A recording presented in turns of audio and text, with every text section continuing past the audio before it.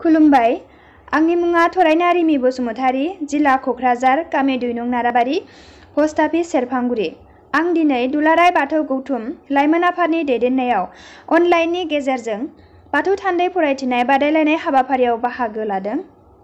बे बादायलायनाय हाबाफारिया दिनै 3थि दिंखनसिम सफैबाय। बे 3थि दिंखननि बादायलायनाय हाबाफारियाव आंनि सेमिनार पेपार फरायथिनो लानाय आयदायानो जादों बाथौ धोरोमानो बर' सोदोमस्रिनि गुदि फुंखा। जागायनाय। बाथौ धोरोमा जादों बर' हारिनि गुदि एबा गाहाय धोरोम। बर' हारिनि सुबुंफोरा गोसोआव फोथायनाय लानानै गोदो गोदाय मोनथिस'हायै समनिफ्रायनो सिबिबोदों आरो फालिबोदों। बाथौनि गुमुर। बर'फोरा न'खरनि सा-सानजा खनायाव आरो रायजोनि थानसालियाव सिबिनो खुलुमनो थाखाय थसे औवाजों 18 जरा खुन्थि, गंबा खामि आरो गंथाम सिरिनजों बाथौखौ दुमना लानाय जायो। सिजौ गायनानै बाथौ दुमनाय जायगाखौ बेबादिनो बाथौ बिन्दो होननानै बुंनाय जायो। बाथौ धोरोम आरो बर' सोदोमस्रि। बाथौ धोरोम आरो बर' सोदोमस्रि गरसे फैसानि फारनै बिखुं बादि। फारसेया फारसेखौ एंगारना जेबो गुन गैयि बादि।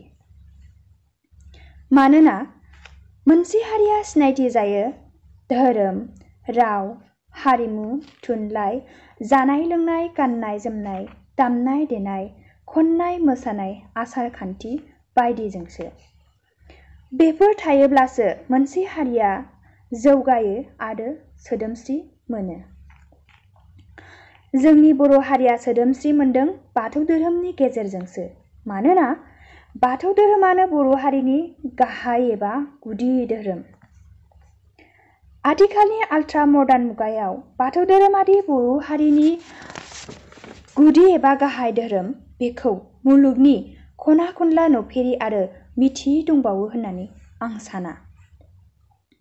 जों मिथिगौदि बर' सुबुङा बुहुमाव मोनसे समाव सोदोमस्रि मोनि आनसिभिलाइज थासारिजों जिउ खुंनांदोंमोन।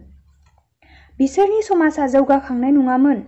जेरै धोरोमनि बिथिङाव राव, हारिमु, थुनलाइ, रांखान्थि, समाजखान्थि फारफ्रोमबो बिथिङावनो गोग्लैसोना थानायमोन।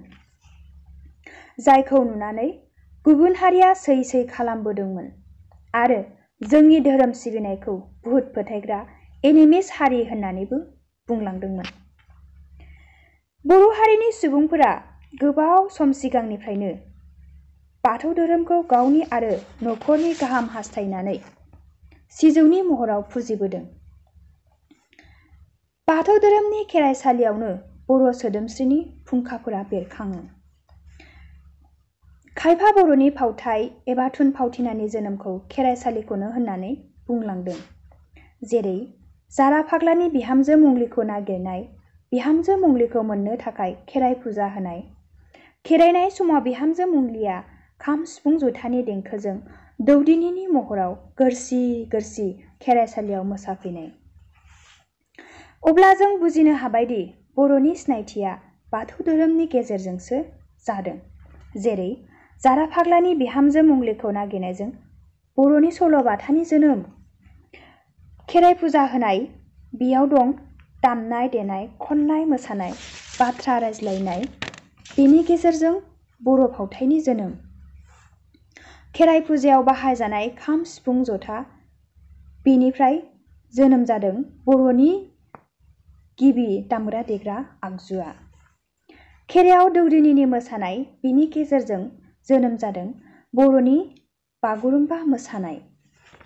गोजौनि बेफोर गासै मेटेरियेलफोरखौ लानानैनो दिनै बर' हारिया नेसनेल आरो इन्टारनेसनेलफोराव ससियेल मिडियाफोराव गावखौ आरो बर' हारिखौ गुबुन हारिनि सिगाङावहाय मोगा मोगि सिनायथि होनो हानाय थासारियाव सफैबाय। फोजोबनाय। बुंनो थाङोब्ला बाथौ धोरोमा बर' हारिनि गंसे आयना बादि।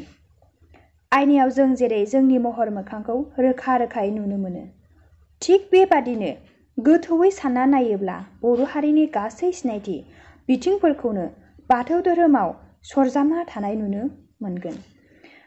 बाथौआनो बर'नि गुदि एबा गाहाय धोरोम, बेखौ जोंनि हारिनि अनगायै गुबुनाबो मिथिखासिगौ। सिगां बर'फोरा बाथौ धोरोमखौ बोलि खान्थिजों फुजिबोदोंमोन। नाथाय जायगा लायै जायगा बोलि खान्थिखौ एंगारना बिबार प्रसाद फिथाइ सामथाइजों फुजिनायखौ जों नुनो मोनदोंसै। आरो खायफा जायगायाव दासिमबो बोलि खान्थिखौनो माखासे जाहोननि थाखाय एंगारालासे फुजिगासिनोबो दं। जोबथारनायाव आं बेखौनो बुंनो सानोदि मोनसे हारिया थांना थानो एबा मुलुगनि सिनायथि जानो थाखायबो धोरोमनि गोनांथि दं। जाय सुबुंनाव धोरोम गैया बेनि जिउआ थांखि गैयि एबा बैथा गैयि जिउ बादिसो होननानै आं सानो। धोरोम थायोब्लासो जों गाज्रि हाबा मावनो लानाय गाज्रि साननायनिफ्राय गावखौ जानगाराव दोननो हागोन। बेनिखायनो जों आथिखालनि साफ्रोम बाथौआरि बर' लाइमोनफोराबो गाव गावनि आंगो एबा गुदि धोरोम बाथौ धोरोमखौ हमथाना लाखिथारनांगौनि गोनांथि दं होननानै आं सानो। गोजोन्थों।